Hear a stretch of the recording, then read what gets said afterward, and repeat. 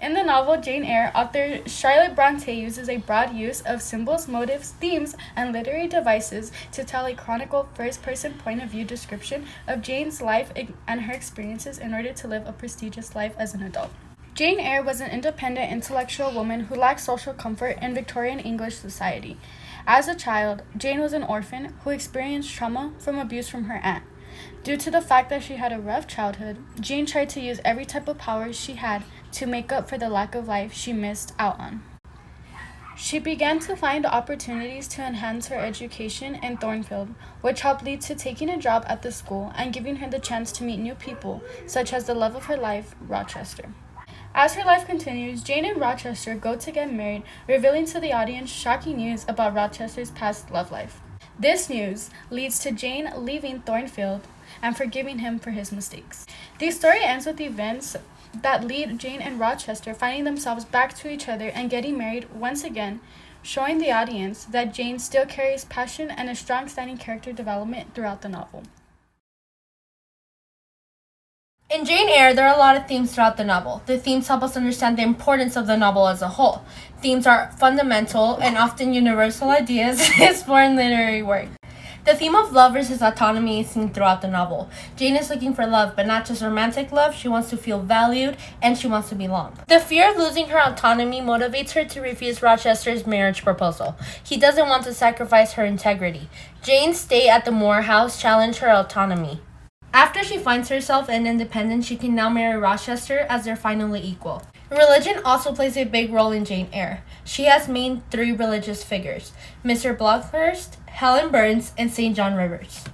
She wants to believe in her faith, but ultimately rejects their ideas and forms her own. Jane finally finds what she's comfortable in believing in. Jane finally realizes religious issues as she acknowledges and self-knowledge on complete faith in God. Jane lives in a Victorian, strict social hierarchy. The novel's complicated social position of governess helps the audience explore this theme. Jane is intellectual, but not social. Jane often speaks out against class prejudice at certain moments.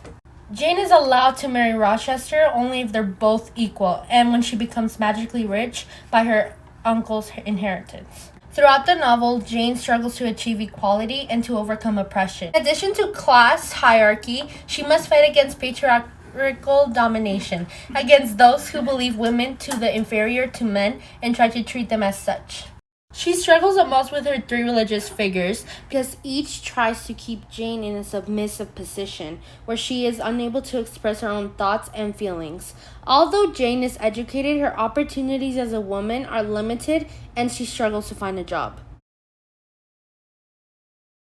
Bronte uses descriptive language to create a contrast between hot and cool emotional states, while she uses the pathetic fallacy at important plot points to mirror Jane's inner state, such as when Jane first encounters Rochester. This creative literary device is used throughout Jane Eyre to let the reader have a better position in the story, or to feel as though they themselves are experiencing what the main character is going through. Foreshadowing was also used in Jane's story, which enhanced the secrets kept between Jane and herself.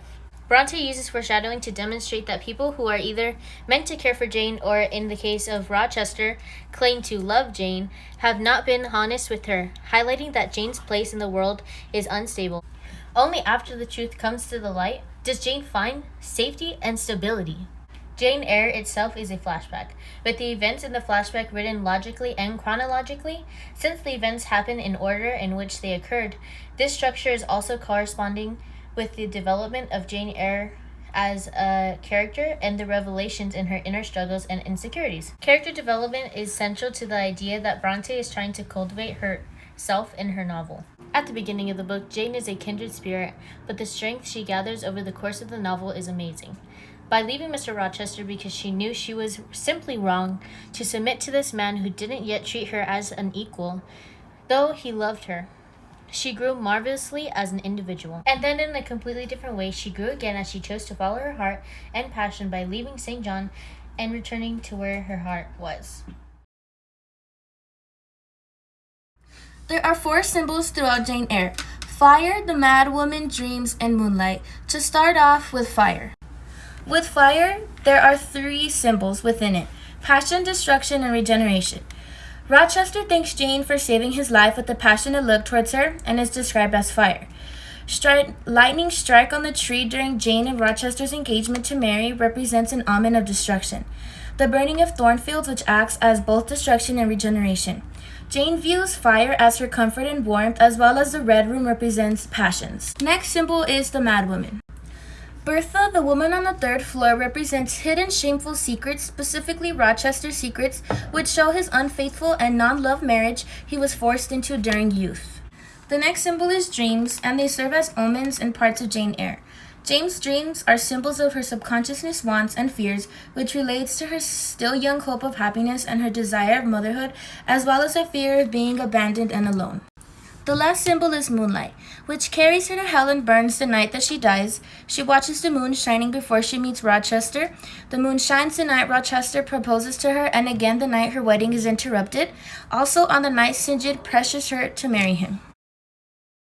The motive found in Jane Eyre is substitute of mothers. The first such figure that Jane encounters is the servant Bessie, who soothes Jane after her trauma in the Red Room and teaches her to find comfort in stories and songs. Next would be when Jane meets Miss Temple, who has no power in the world but possesses great spiritual strength and charm.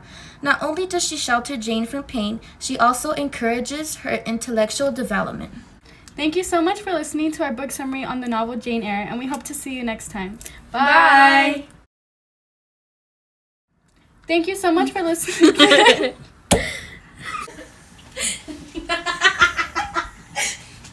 I trip and I fall. Jane lives in a... We are castaways. Okay, I have to do this. Foreshadowing. Lizzie, I need to put this so you can move. I can almost see in the novel John Eyre.